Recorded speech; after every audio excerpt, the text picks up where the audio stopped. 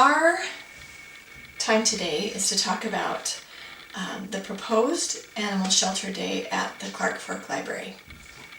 This is something that, as far as I know, has never been done before, and when I was asked to gather information, it was a good challenge. So let's see what I came up with. The library is a huge center of our community. Some people say that a bar is the center of the community, where there's a bartender that you can tell all your troubles to, and you go and meet with people who are like-minded and you can find compassion. Well, in our town, it's the library, and it meets several needs. You can check out books and videos, you can make copies, you can use the computers, you can certainly access periodicals. But in our town, because really there's not much else, that is really the place where people can gather and spend positive time together. And even more so, it's also a way to expand community awareness. So as we think about doing a project at the library having to do with the Panhandle Animal Shelter, this meets this criteria right here, community awareness. So in the United States, the statistics having to do with homeless animals, they're pretty serious, pretty sobering. So here's some statistics. There are 70 million stray cats in the United States. That is a lot of cats. There's 13,600 animal shelters. And you think of the number of animals that are in each one of those, that's pretty sobering. There are 7.6 million companion animals in shelters each year. So companion animals, those would be mainly dogs and cats, but there will be other animals as well. And then this was the sobering one. There's an equal number of animals that are either adopted or euthanized each year, and it's approximately 2.7 million each. That's a lot of animals that are killed each year because there's no one to take them. So any effort that's made to find them a home reduces that number, which is a happy thing. So is there a need in Bonner County, namely our area? And yes, there is. So according to the Animal Shelter website, right now there are 16 cats and 31 dogs available for adoption. Now, in the vast scheme of things, compared to 2.7 million animals that are euthanized each year, that's not very many. But compared to our population, that's still a lot of animals, and each one is precious. So what can we do? Well, the proposed idea is to have a Panhandle Animal Shelter Day at the library, where we can try to meet this need. So here's some information I found out. Is it possible? Yes, it's very much possible, and I think it's a great idea, and Sharon's the one that approached me about it. With good communication and really reaching out to the community, then yes, it is definitely a good idea. And shouldn't be too complicated. So our focus needs to be three-pronged. One is to raise awareness of the shelter's needs. I think everybody knows, because it's right on the way to Walmart, that that's there, and that there's certainly animals there that need homes. But how many of us actually stop there? I can say I never have. I've gone to the thrift store next door that raises money for it, but I've never actually been in the shelter. We want to encourage animal adoption, so it's not just awareness, but we really want people to take action, and we want to enlist volunteers for the shelter, because there's always a need for more people to even just take dogs for walks or to come in. We're going to talk about one program that they have. So what does the shelter need? If we were to do this at the library, we would want to definitely display information available from the shelter. So whether they want statistics or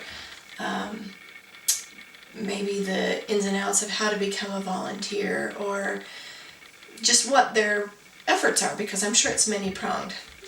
They have people who are trying to make it a successful venture.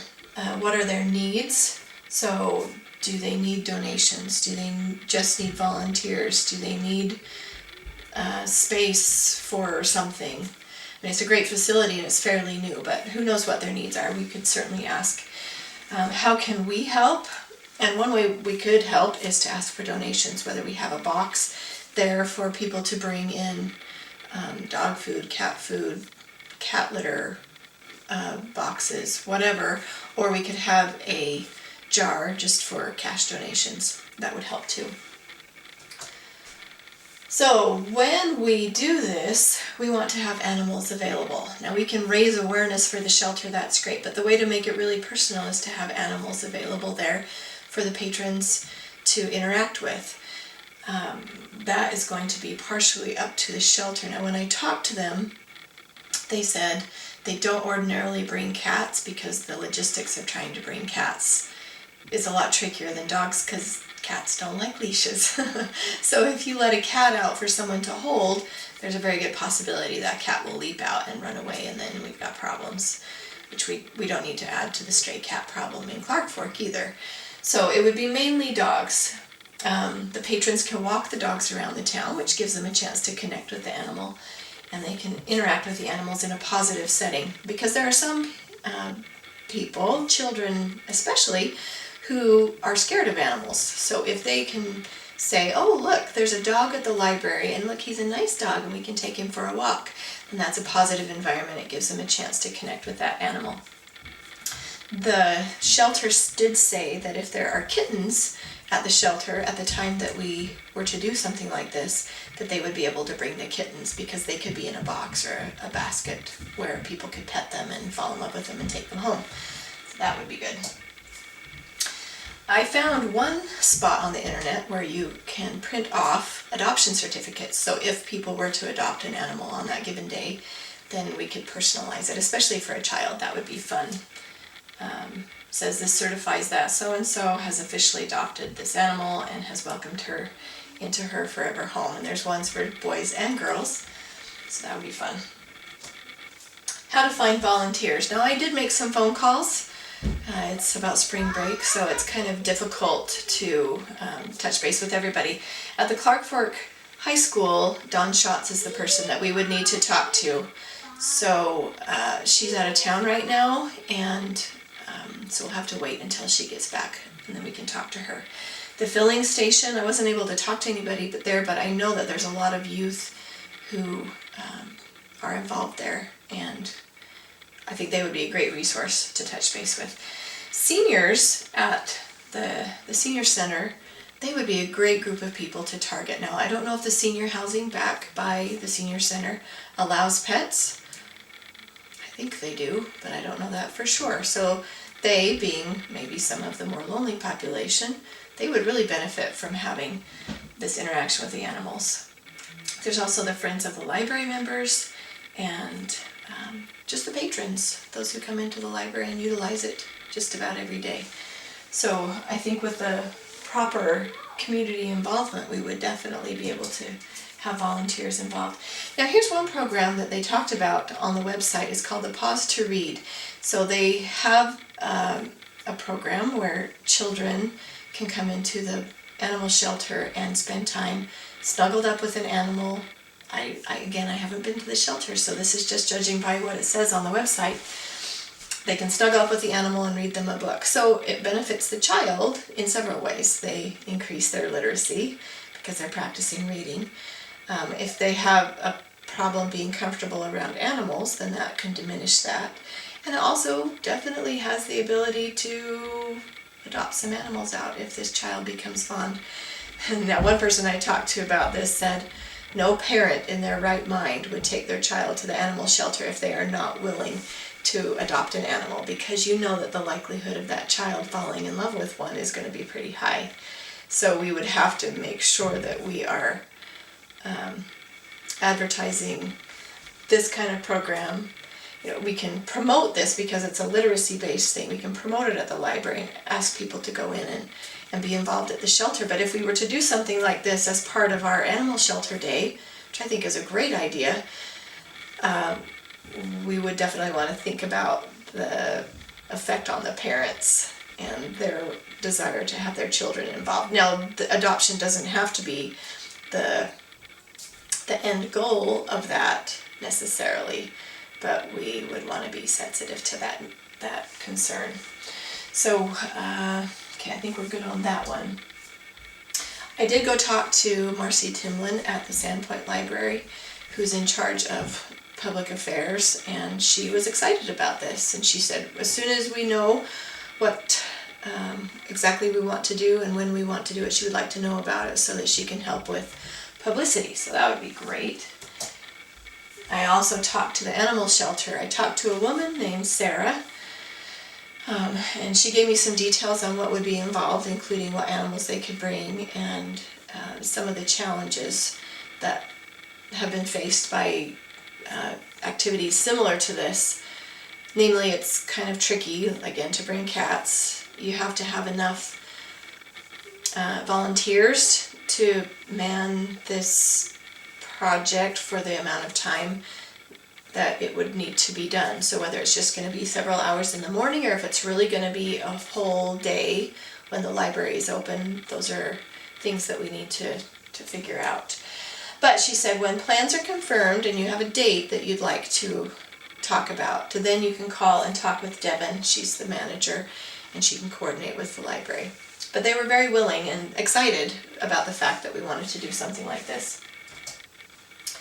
So for local publicity, I was thinking if there was a way to involve especially children, because children seem to be the driving force when it's time to get a pet.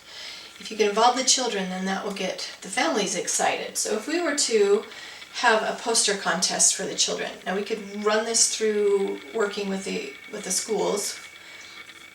With a poster, it probably wouldn't appeal much to the high schoolers, but the elementary school kids, certainly.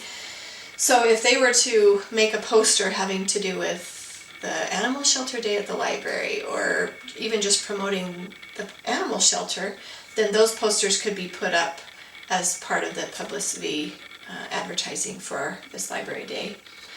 Could also do a writing contest, something like My Dream Pet or How Can I Help Animals, and that could, by tweaking the title and making it more mature, that could even appeal to the, say, middle schoolers.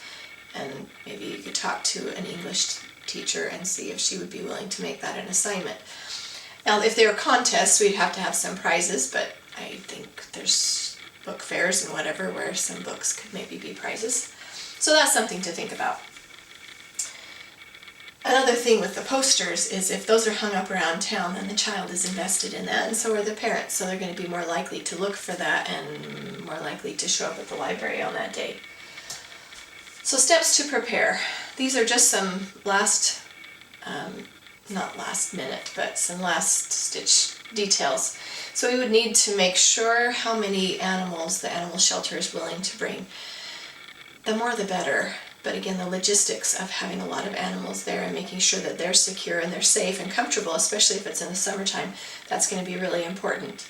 We need to plan a date and time for the event because we have some people to coordinate with.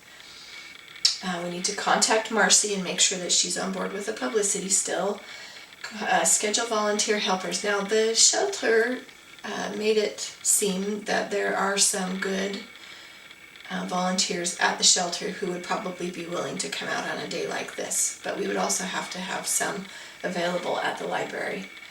We need to secure a tent and chairs and any other materials needed for outside activities. So again, that depends on what activities you really want to plan for that day. The more involvement, the better. So it could be far more than just having some people walk dogs around town for the day. The dogs are going to get tired and the people are going to get bored, but if there's things that can involve the families especially, that would be great. We need to plan indoor activities. Well, we can plan indoor activities. There can be outdoor activities with the animals, but do we want to do some indoor things as well? And if you want to do the poster and writing contest, those things will need to be planned so the patrons are made aware. So the end result of all this, yes, we want the animal shelter to be happy and have a little extra support from our community. But in the end, we want to have happy people because when they have animals, it's companionship and they're not nearly as lonely. We want happy animals because living in a shelter is better than living on the streets, but it's far better to be in a family. And maybe this will be a new tradition if it's a successful thing. I also included some websites that have additional ideas that some other areas in the country have done. So hopefully this has been helpful, and if there's anything else you'd like me to do to help you prepare for this, I'd be happy to do so.